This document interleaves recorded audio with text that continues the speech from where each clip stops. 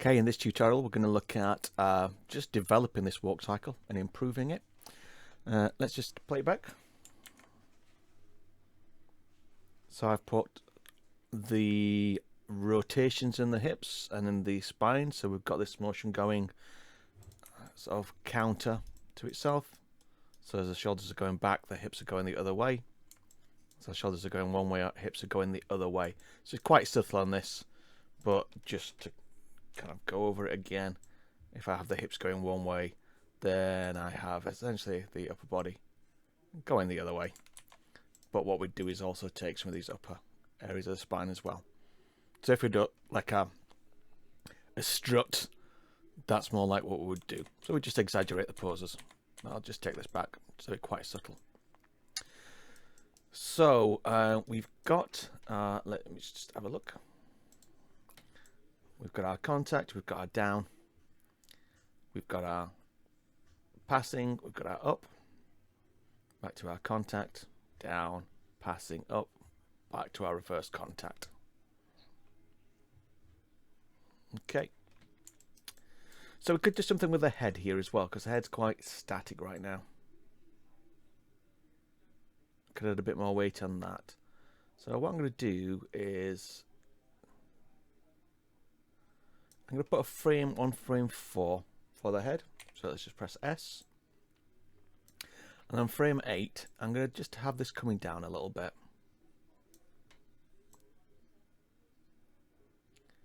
So what we've got here is from this frame, it goes down. And then I want this to come back up. So I'm also just going to create a keyframe on frame 0 in my case, so it might be your frame 1. I'm going to right click, copy that. I'm going to put this on 16. So we're going to have a head coming back up. So it goes down. The momentum of this, or the force of that, pushes the head to go down. So as the body's going up, the head's still going down, which is then going to look up. And then we're going to do the same kind of thing on the down position here.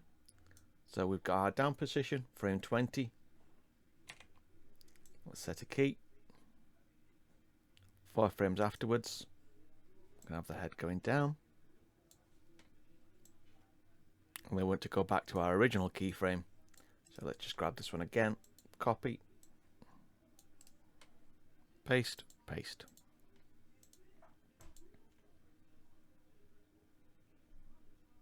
So we're just adding that little more weight to the head.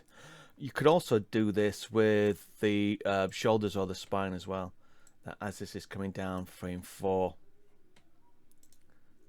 Let's press Q. Let's select these two. So on frame 4, we could just create a keyframe. Frame 8. Could just have these going down.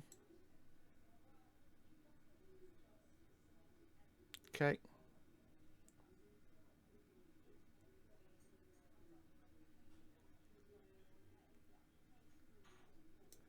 Frame 16, I'm going to bring these up. I'm not copying this because the rotations on this one are opposite to the rotations on frame 0 in terms of our Z rotation and our Y rotation as well. So I don't want to copy that frame. I'll just eyeball that. So let's, again, frame 20, let's create a keyframe for these. Frame 24, let's just have those coming down a little bit. And then this one on frame 32 can be an exact copy of this now. So let's copy that. Let's paste that in here.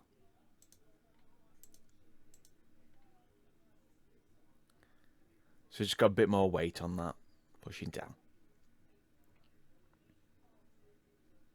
Okay. So that's that stage. I'm now going to look at starting to spline this. So our splining process is done in our graph editor. I'm not going to add any more in-betweens to this. We just got this basic walk cycle, so I don't need any more breakdowns. Okay. Actually, I will do some of the arms. So let's just look at the arms now.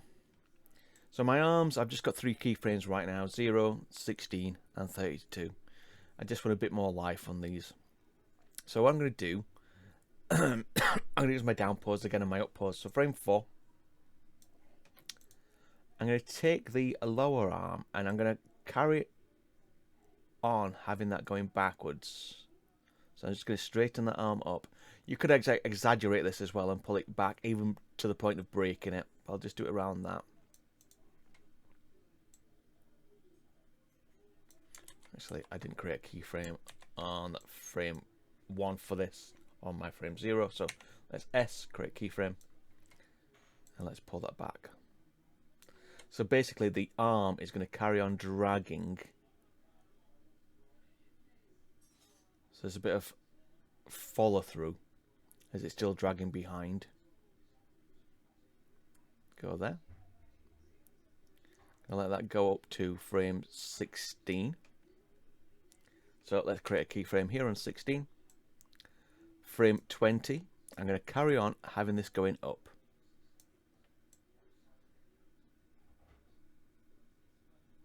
Let's just see what this is doing actually. And I'm also going to take the upper arm. I'm going to carry on this up a little bit as well.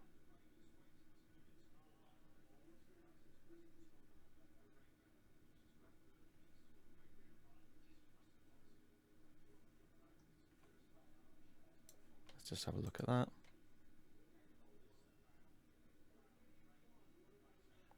It looks a little stiff at the moment, but hopefully when we spline that, we'll have a look at it again.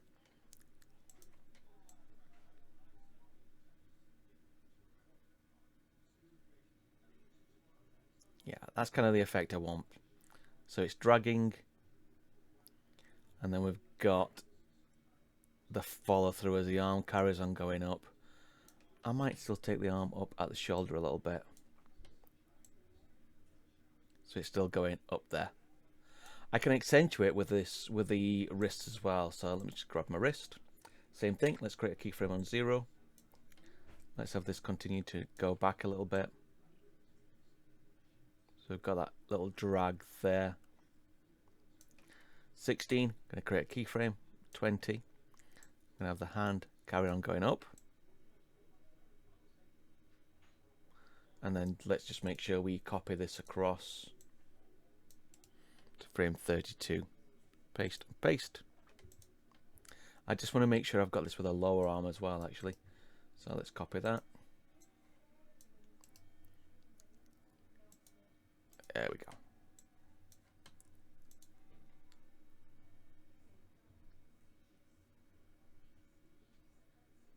So it's just dragging behind.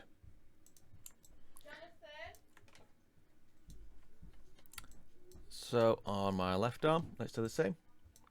I'm going to do this the reverse way around now. So frame 1.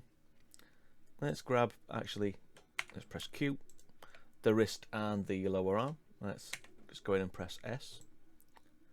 Frame 4. I'm going to have this carry on going up. Let's just grab the wrist, carry that on, going a bit up.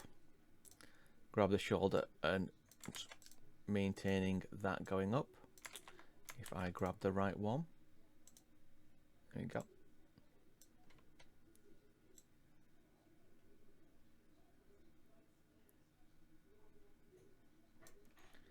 So our frame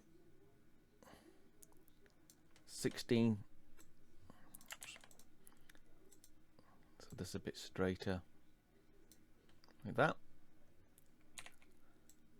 Frame 20. I'm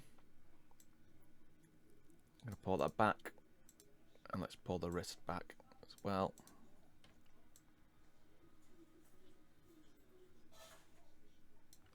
And let's make sure that we grab these two. Press Q again. Let's copy that, and let's paste that so we've got the loop.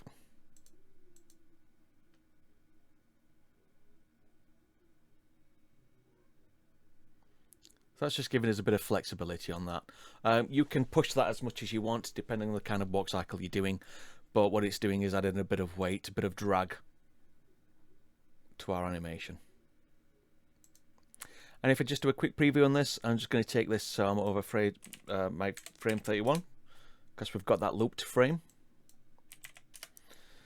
Let's do a quick play blast of this. So let's just go in and let's say 5. Let's just apply that quickly. Let me loop that round.